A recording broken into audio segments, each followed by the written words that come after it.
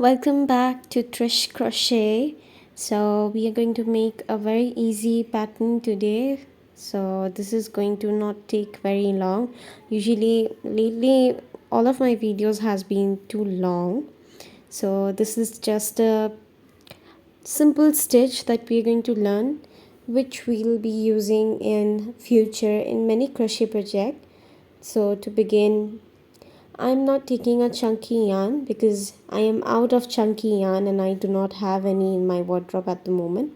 So I'm just taking my normal yarn and turning into a chunky yarn. So you can do this as well. This is a very creative idea to turn your normal yarn into your chunky yarn. So I just took my normal yarn and made 2 strands of it and doubled it up. So we will begin by making a normal slip knot, and then after making our slip knot we will take our crochet hook and chain exactly 16. So we need those 15 chains and the extra chain for the chain space. So make sure to make exactly 16 chains. If you want, you can make more chains as well. This is just an example, so do not have you do not have to take the chain seriously, because I'm just showing the example of how to create these stitches. So this is just my base.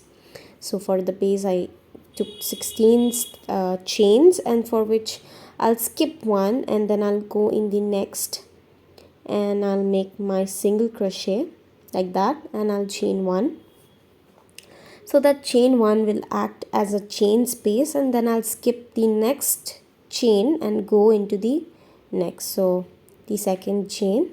So skipping one chain creates a chain space, so make your single crochet inside that chain and then chain one. So we'll skip our next stitch and to the next we make a single crochet and chain one. So skipping one chain or one stitch makes a chain space, which we are adding a chain one, which will be above our that chain space. So when we flip our work to the next round, we will have those chain space inside which we will be working our next round. So it is simple as that you make your single crochet and then you chain one, and then you skip one stitch or one chain and you go into the next and make your single crochet, chain one. So just like this, you keep skipping one chain and going into the next, making your single crochet and chaining one. So this will be our last stitch. So in our last stitch, to flip our work, we will be chaining 2, 1 to add an extra chain and 2 because we will be working in that very first stitch where we left off. So that chain 2 is making a space. So in that chain, so we are not working inside any chains in this round, we are just working inside spaces. So make sure to go inside the space in between our stitches. So that is our chain space, or should we call it our chain one space that we created on the last round. So for this round, we just go inside those gaps between our stitches, we make a single crochet followed by chaining one, which will create a chain one space. So go inside those gaps in between our stitches wherever you see the gaps. So that looks very much like your V stitches, the stitches in between. So this is not a V stitch, this is a moss stitch pattern. So we call this a moss stitch pattern. So in case you're having trouble finding your stitches, you can always take your crochet work and stretch it and figure yourself out that which space you need to insert your crochet hook into. So we'll be working on those gaps until we have reached the end of the round, and then I'll show you that how to find that space on the end of the round.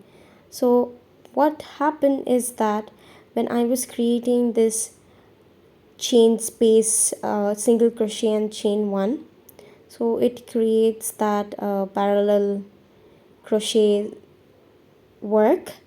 And in my last chain space, you can see I have a little bit of space, but then we cannot figure out that which portion are we supposed to go inside and make our last chain. So we'll see we have a little space there in between our two stitches that we created on our last row. So in that very space we'll go inside, make a single crochet, and since we will flip our work, so we'll chain twice. So chain twice and then flip your work, and then we will make our third row. So for our third row we begin from that very same space that we ended in between our moss stitches. So it kind of looks like a band. So in between those spaces we are going to single crochet and chain one, just like that. So that chain one always creates a space. In that chain one space you work in your following round. So that is the very reason we are chaining one, because those chain one acts as a chain space. In between those spaces you work, just like we created those chain space in the last round and in every rounds. So this pattern is called moss stitch, and it's pretty simple. In the first go it does not make much sense, but as you keep on going all the way around, it makes a lot of sense when your crochet project starts to take a shape. So after you make more number of rounds, your moss stitch will make take a proper shape where you can figure it out that what pattern are we creating. So remember to chain one after every single crochet, as it creates a chain space. Do not forget to make that single crochet, or else you might lose track of your chain spaces. So as I said, in that last chain space, it's quite difficult to figure out where to put your crochet hook into. So it's pretty simple. All you have to do is just stretch your work and check where you can find a gap, but make sure to not adjust your hook into any chains or above any stitch, like we are working on those gaps in between. So chain two and proceed for your next round. So for this round it's very same. We are just working in between our those V stitches, or shall I call that spaces in between our stitches, the space which separates the stitches. So keep working your way around those spaces until you reach a certain height, whatever height that you desire for whatever project that you're making. Or else if you're just watching my video and learning the pattern or the stitch, then if you have figured out and your work looks very similar to mine or a moss stitch pattern, then you're good to go. So this is how we work on those gap: a single crochet followed by a chain one, and then going inside the gap and making a single crochet followed by a chain one.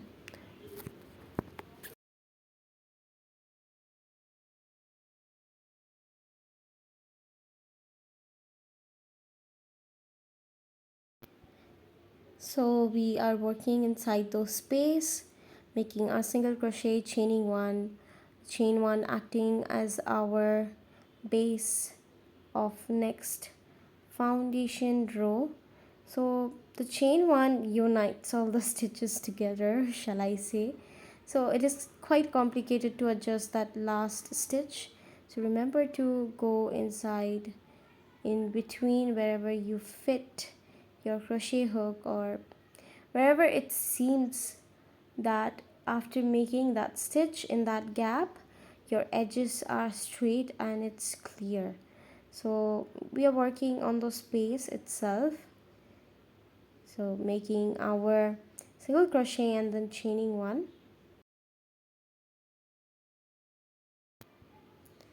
So it's pretty simple if you just follow the instruction, and I would advise you that you can watch my video and alongside you can try making the pattern.